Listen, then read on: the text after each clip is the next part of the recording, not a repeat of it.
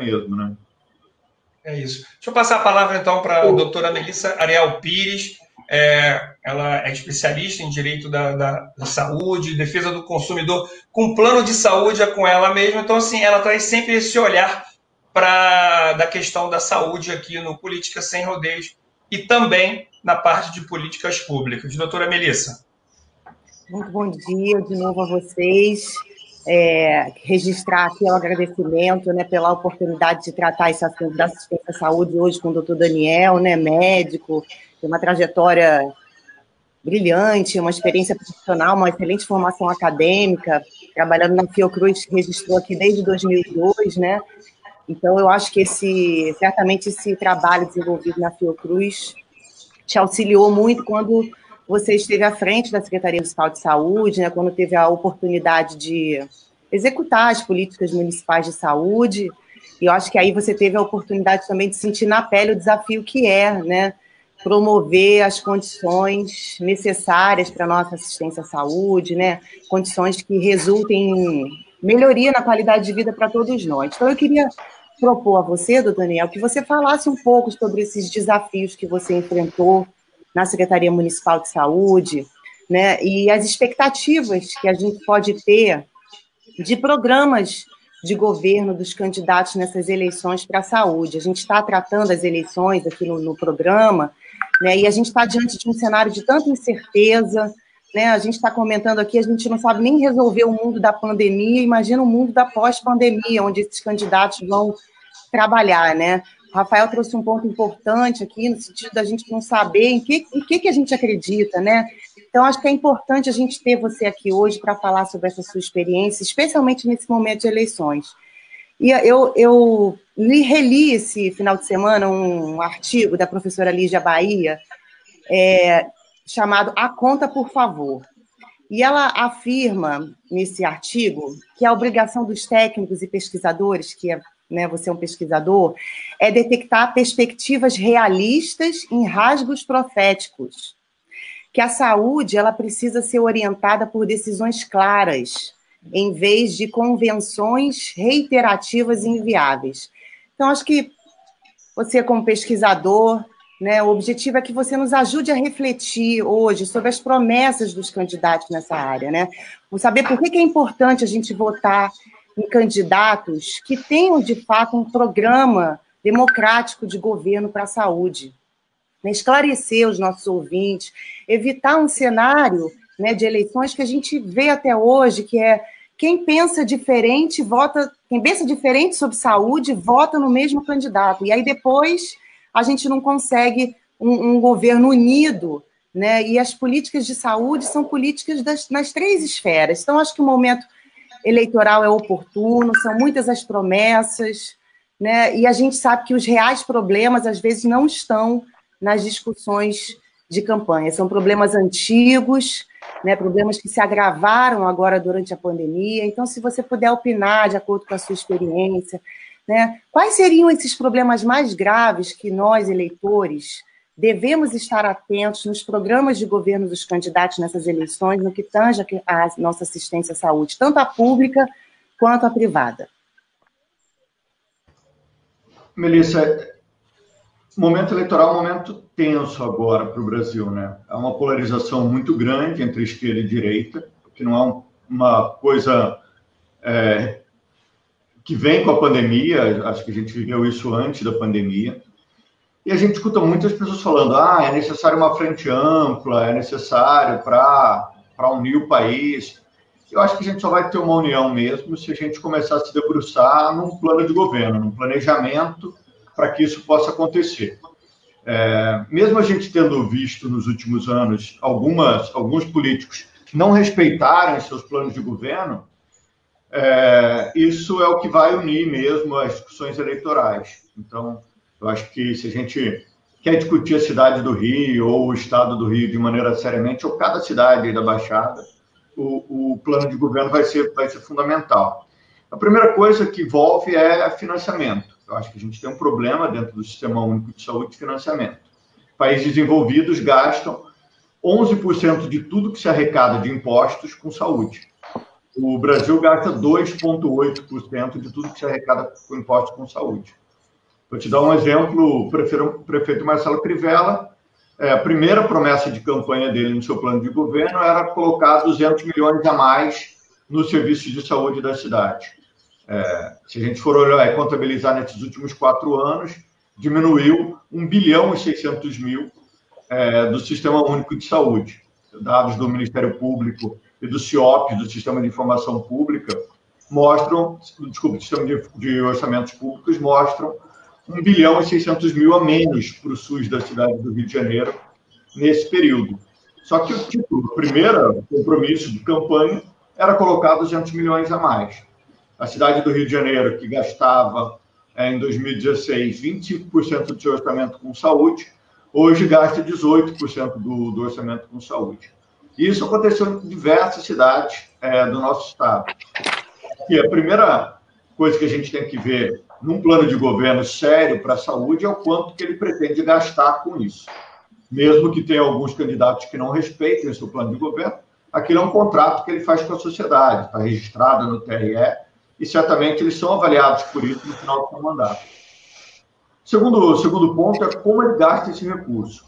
Ele gasta esse recurso ligado a ações de atenção primária, ele está protegendo e tornando o sistema de saúde mais eficiente.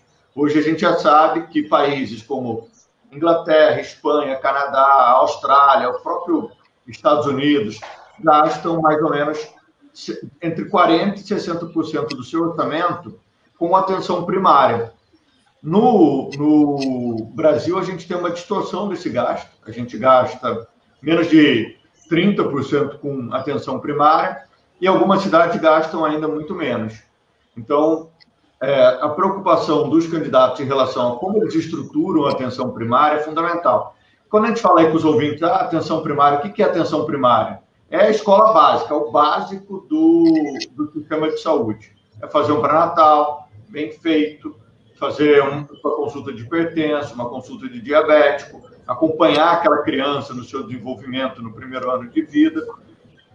Nessa parte do sistema é gasto com pessoal, com pessoa. A atenção primária é o gasto com pessoal. E muitos políticos preferem gastar com equipamentos caros, com alta complexidade, e não querem gastar com recursos humanos. E saúde é investimento em recursos humanos.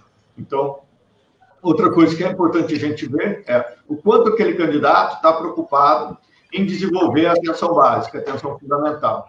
Porque a atenção básica ela sofre do mesmo problema de saneamento básico.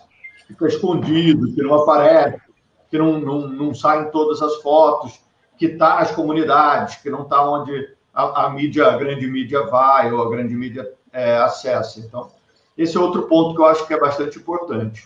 Outro ponto é como ele pretende cuidar e como ele pretende organizar as filas do seu sistema. Porque todo sistema tem necessidade de organizar o acesso à média e à alta complexidade.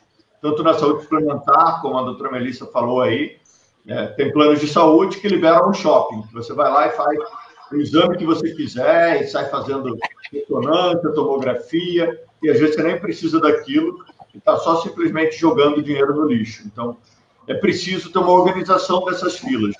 Mas o candidato pretende organizar e se ele pretende, de fato, reduzir os tempos de espera das pessoas a acesso à média e à alta complexidade.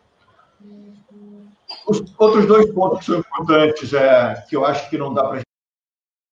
Ribeiro fez 2 colocações aqui, a Viviane fala de Belfort Roxo. A Viviane é uma super fã aqui do Política Sem Rodeios, ela está em todas.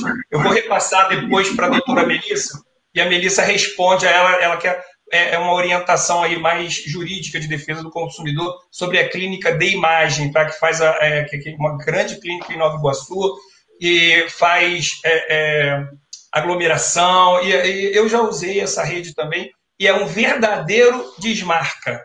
Você vai lá, não, o médico que fazia essa imagem, ele não tem essa habilitação no exame que você quer fazer. Volta outro dia. Não, você marcou pelo telefone, mas não entrou no sistema. Olha essa clínica. Então, depois eu vou passar o contato, Viviane, para a doutora Melissa responder aí como as pessoas podem buscar uma orientação quanto à falta de atendimento da clínica. Só um detalhe, Rinaldo, entra um pouco até no que o doutor Daniel comentou aqui, que é a questão do acesso ao sistema, né? A gente tem uma dificuldade muito grande do acesso ao sistema, tanto aquele que está usando o SUS, como aquele que está usando o plano. Você não consegue agendar o exame, nem com o SUS, nem com o plano. Então, essa questão do acesso, que o doutor Daniel trouxe, é extremamente importante da gente começar a observar nesse momento de eleição. Ok. A Érica Arruda. Bom, vou pegar a última frase do doutor Daniel para poder seguir. Recursos públicos jogados no lixo, né?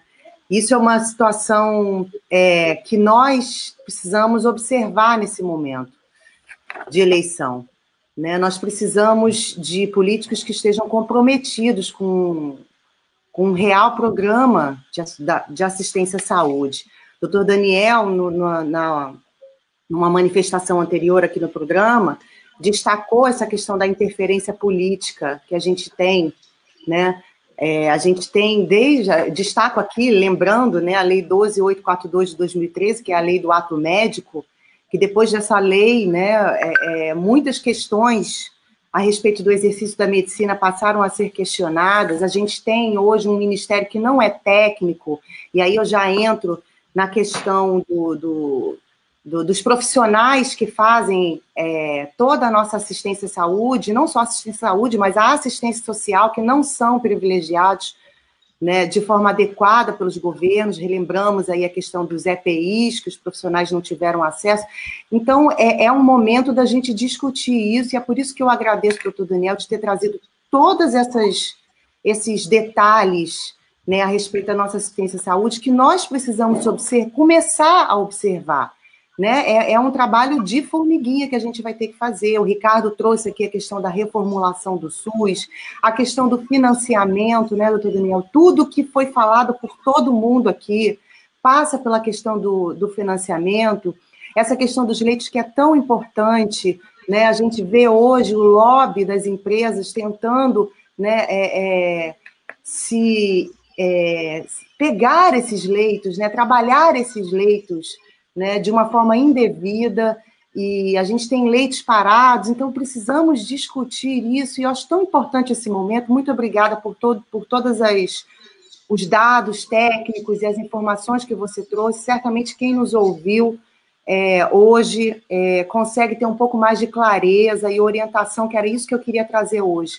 Uma clareza para todos nós a respeito desse momento que a gente está passando eleitoral, e o que a gente pode fazer pela nossa assistência à saúde nesse momento tão importante. Muito obrigada. Obrigado, Melissa. Até sexta-feira. Eu não vou anunciar o nosso programa